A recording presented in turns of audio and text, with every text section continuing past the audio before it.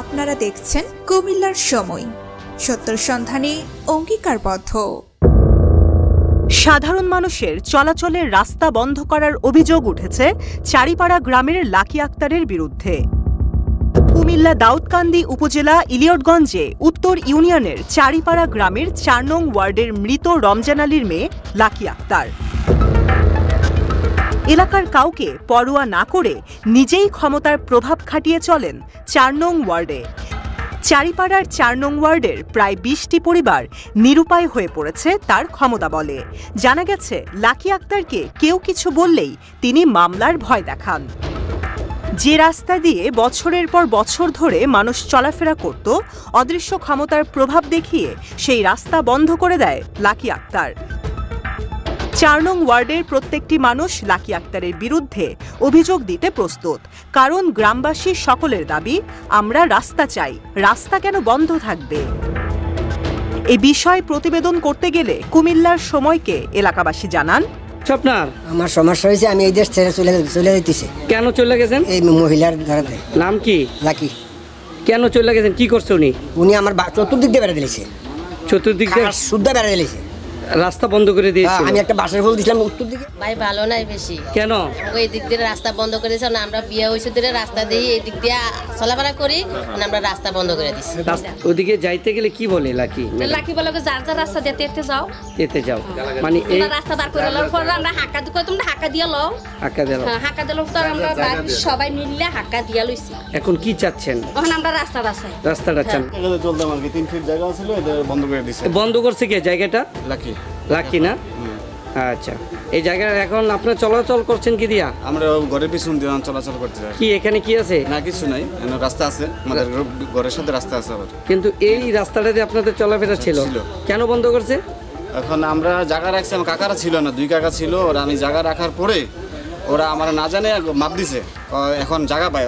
এত বছর ধরে তারা জায়গা পায় নাই, কাকা তারা যাওয়ার পরে আমি একা পড়ছি, এখন তারা মাপ দিয়ে জায়গায় নিছে। মানে আমি ছিলাম না, উপস্থিত ছিলাম না।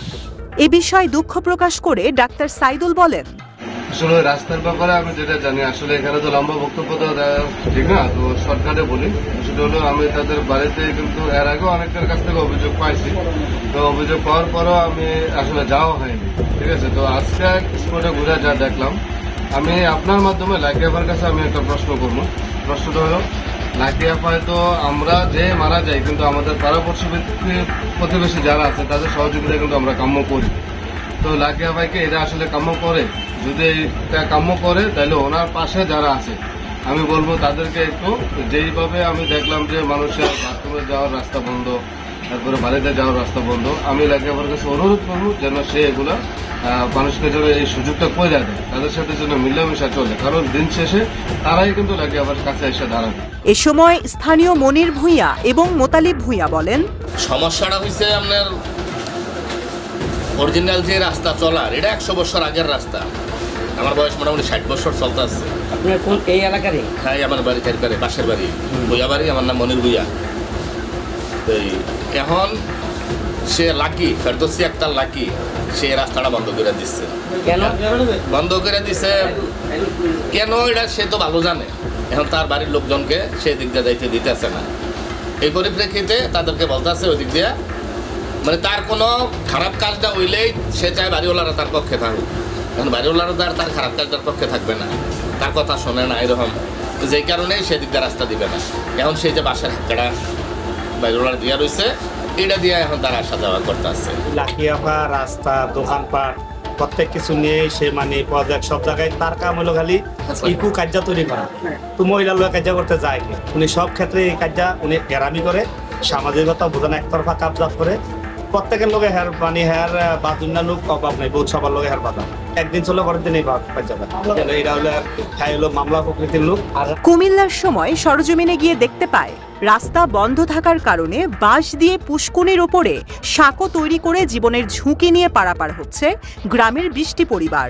সকলের মনে একটি প্রশ্ন, কোন ক্ষমতা বলে লাকি আক্তার তাদের চলাচলের রাস্তা বন্ধ করে দিয়েছে? কুমিল্লার সময়কে স্থানীয় লিটন ভূঁইয়া বলেন, আমি প্রতিবাদ করতে যেয়ে লাকির মিথ্যা মামলার শিকার হয়েছি। লাকি কিছু হয় নাই, একটু সমাধান হয়েছিল, মানে একটু জামালা হয়েছিল, জামালা হওয়ার পরে লাকি আবার বাসায় গেলাম নাম্বার লিয়ে, আমাদের নাম্বার লিয়ে আমি কিছু নাম্বারে যা বলে তাই আমি বলবো, ঠিক আছে? আমি তাই লাকি আবার আপনি মেম্বারের কথা মেনেছেন? হ্যাঁ মেনেছি। হ্যাঁ মেনে গিয়ে আমার সাথে আমার নামে গিয়ে মামলা দিচ্ছে। এ বিষয়ে 4 নং ওয়ার্ডের সোহেল মেম্বার জানান, লাকি আপা লিটন ভাইয়ের সাথে একটা ঝামেলা আমার সাথে অভিযোগ করছে আমার কাছে এসে। তো আমি বললাম যে আচ্ছা ঠিক আছে আপা, আমি লিটন ভাইয়ের সাথে কথা বলে আপনাকে জানাবো।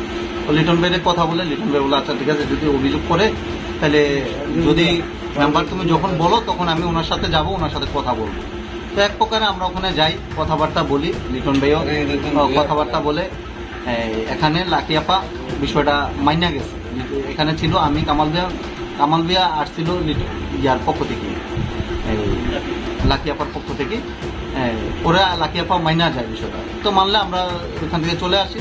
চলে আসার পরে হঠাৎ এক সময় লিটন ভাই বলে যে উনি নাকি কেস করছে।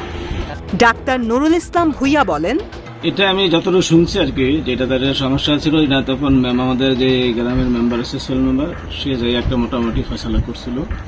ফয়সালা করার পরে মনে হয় এটা তারা মানে নাই, মানছিল মানার পরে যে আবার নাকি লাকি যে কেস করছে আর কি।